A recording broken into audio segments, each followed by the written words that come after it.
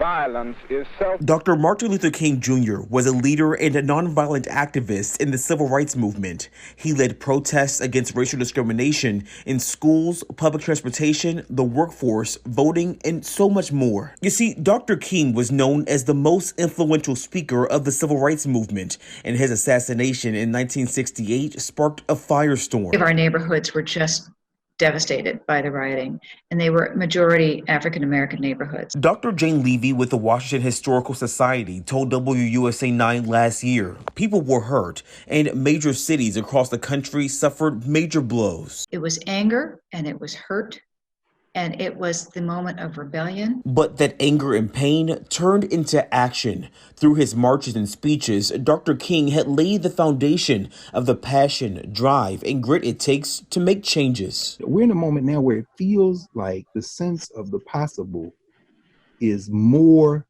powerful now than perhaps at any time since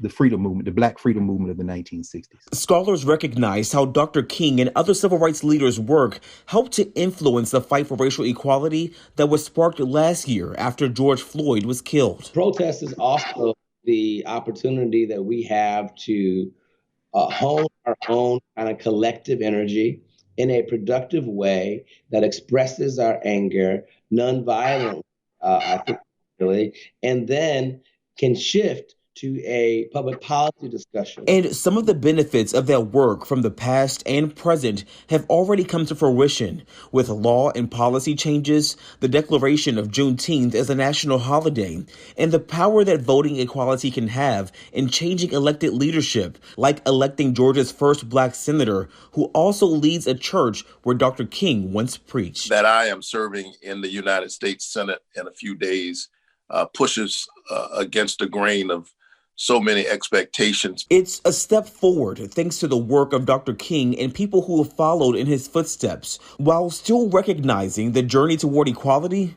is far from over. Michael Quander, WUSA 9.